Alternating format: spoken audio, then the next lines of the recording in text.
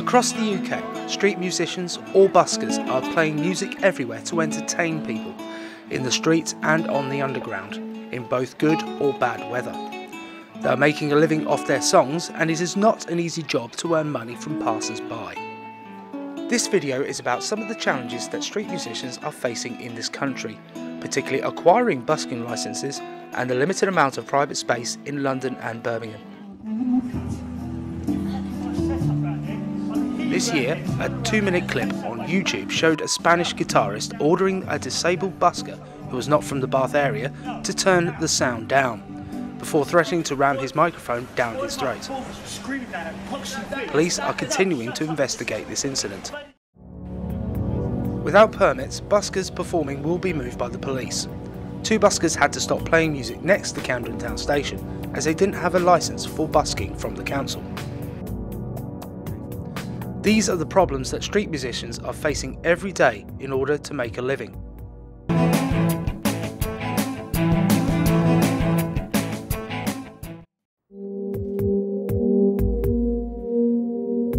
London is one of the most multicultural cities in the world, with 8 million people. According to the Transport of London, there are 3.5 million tube passengers every year. This is a very huge market for street musicians to do their business on the underground. Since 2003, buskers are allowed to perform legally there. Each year, tube passengers are treated to more than 100,000 hours of live music performed by licensed buskers. However, nobody can play music on the tube until they get a busking licence. The London Underground established a busking scheme in 2003 to manage what they previously considered an illegal or unregulated activity. The changes are important because you need to have consistent, good quality, it needs to be regulated. Other auditions, it's about performance, style, whether they're good enough. 3,000 applications a year. We've only got 39 busking pitches, and most of them are in the West End and close to places like the O2 and Hammersmith Apollo.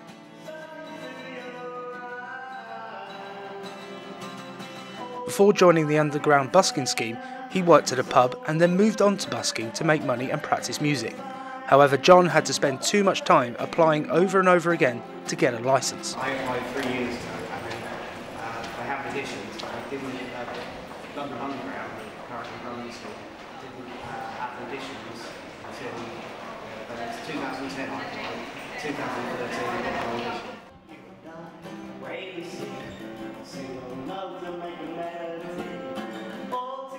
The licence gives me security to be able to do it 6 days a week without worrying that I'm not going to be able to get my spot, get my pitch.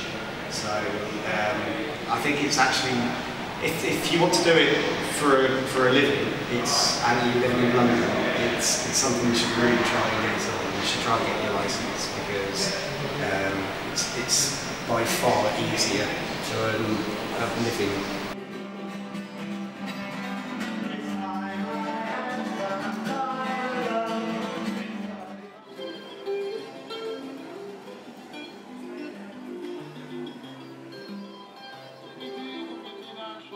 With a busking licence, street musicians have a good pitch to perform on the underground.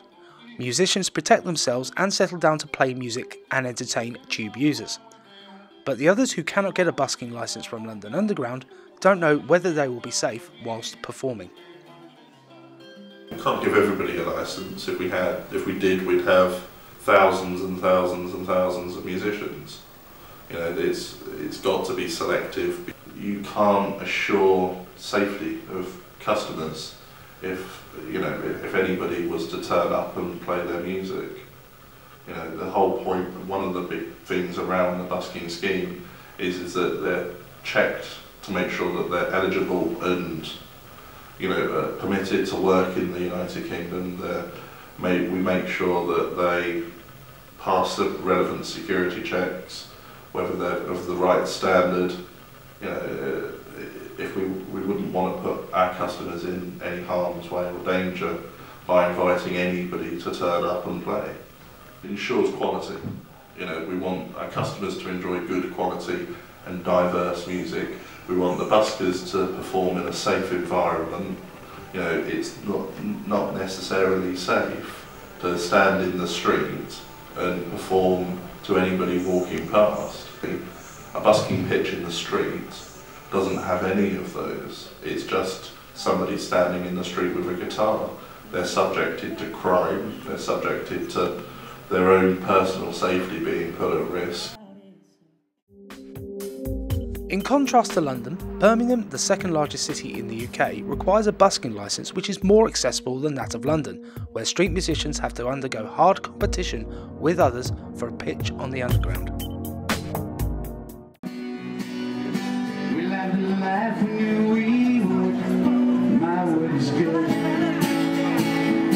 Hey Delilah, I've got so much left to say. Very simple song I wrote for you to take your breath away. I write them all. Even more in love with me you fall. We'd have it all. We operate a voluntary code of conduct. So we ask street entertainers to adhere to what we think are good management rules, to make sure that what they do in the public spaces is done safely, is done without offending anyone, and is done mainly to entertain people. So it's a voluntary code of conduct.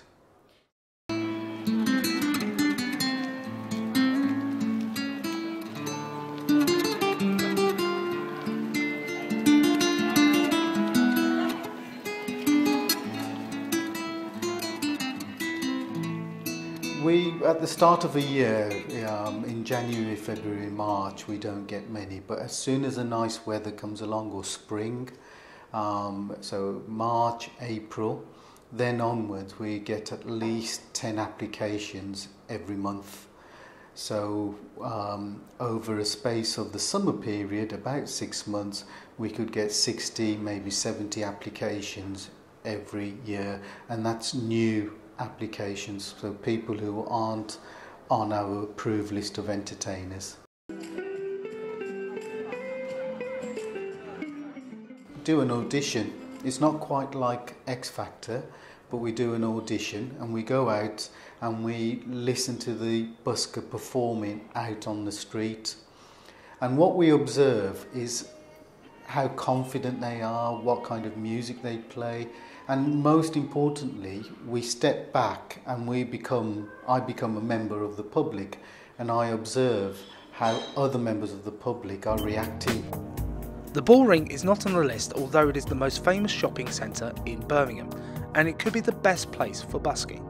Thousands and thousands of people come through here every day, and they probably never even notice these metal pillars. But what these designate what is public road in front and private space owned by the Bullring Company behind it. And anything that goes on in that space goes on with their permission. And you can see the sign on the pillar there that says this is not a public right of way. And that allows them to control everything, whether it's a demonstration, whether it's music being played, whether it's people selling things within that private space, which looks exactly the same as public space. Dr. Crisp said there was no unspoken law that street musicians are limited to the private space of the Bullring. It is not a free area in the way that it once was, and that has all sorts of implications for policing as well as for busking and for entertaining and movement of people. In fact, public spaces are now influenced by large companies within the area. This may mean that street musicians no longer have the option to choose the best pitches in these public spaces. Sitting down at a corner in the Chinatown area of Birmingham, Trevor Staunton often plays guitar in that spot, although he doesn't have a licence. You're supposed to have a busker's licence, but then they tell you where to go, on New Street or down there, and I don't like them places. I like to be here.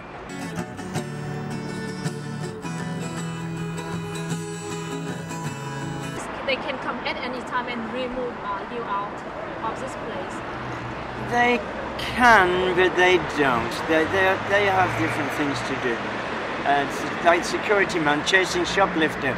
You're scared about that? You're scared about Not at all, not at all. They just say go away, and I say okay.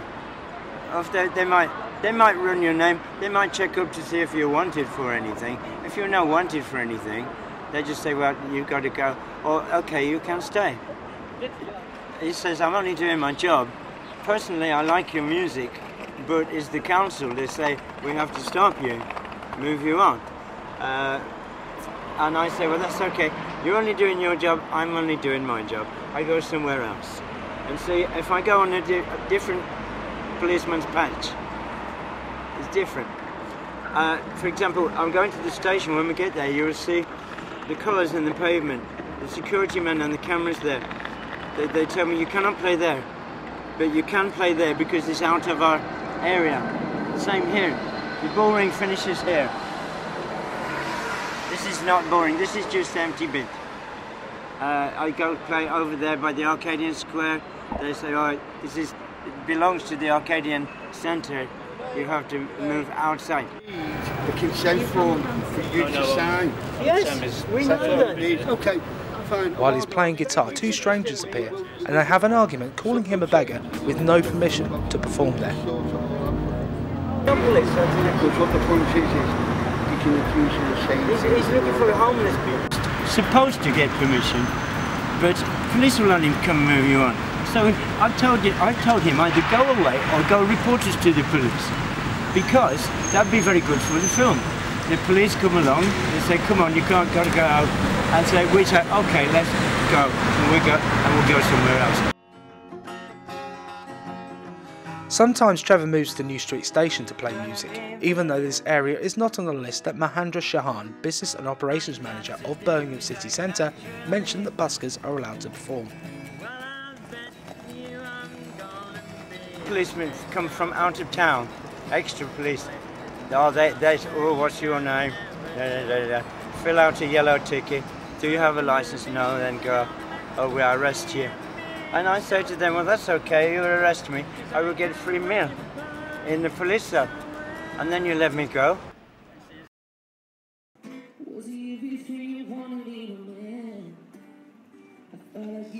Busking licensing and being limited by private space are just the first challenges that street musicians need to overcome. They still have to face other problems. I mean, we're in Birmingham, so there's always going to be the odd crazy. Like, there's I don't know, there's this one woman came up to me and she was sort of swearing at me. She said, this is my begging slot. And I was like, well, they don't actually exist, so it wasn't. And then and then she's heard me perform and she changed her mind. She liked me, but she kept on switching between liking me and disliking me. And then after about an hour of that, and I'm sure a lot of people gave me money just for putting up with it, to be honest, she went across the street, just there, put her hat on the floor and started singing. And after about 20 minutes, she came and said, your amp's too loud. You need to shut it down so people can hear me. I was like, oh gosh. Like, it rains on a Saturday afternoon. For a professional street performer, that's quite an expensive event. And you can get upset about it the first Saturday it rains, or the second or the third. But the 20th Saturday it rains on you, you have to make a choice. Should you get upset or not? And you kind of have to make a decision where, I guess it's part of the game.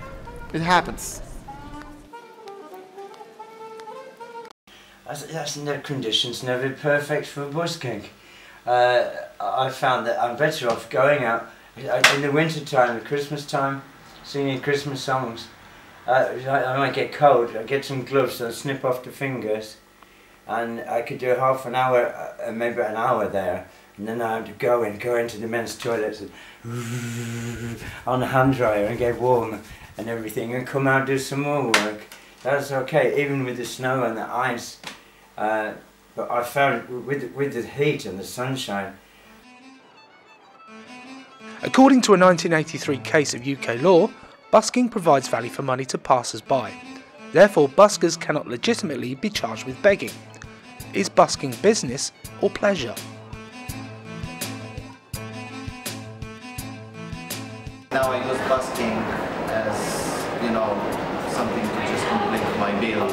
It's not a full-time job, it's just that it's a way I can be independent to look after my sick mother.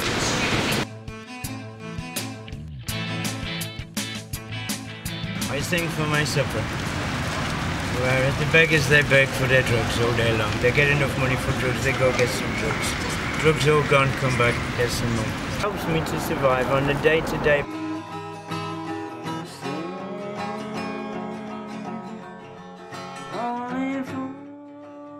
He just makes a little money every day from busking, but Trevor is happy so he can buy himself a drink, meet some nice people on the street and play music. Those are enough.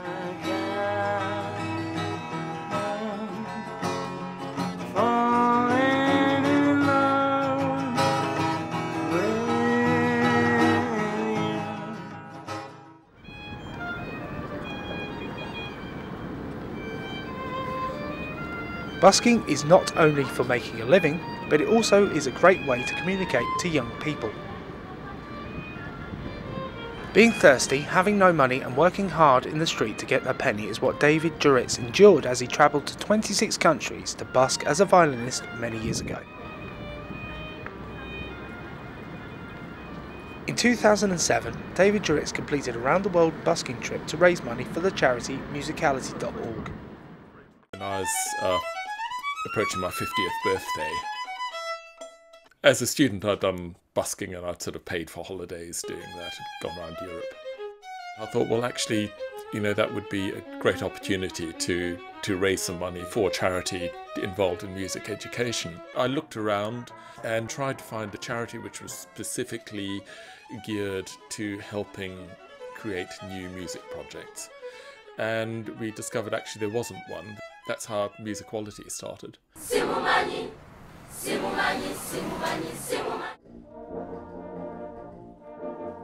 Their mission is to support communal music making for disadvantaged boys and girls in developing countries like Ghana, Thailand and India. Music, it helps you to forget the problems behind, you know? You can speak out, yeah.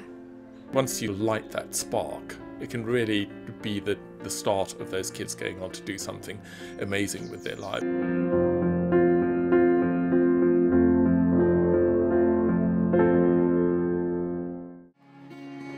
Is a licence essential to buskers? How do we break down the limits of private spaces? These are open questions to the author policy of London and Birmingham.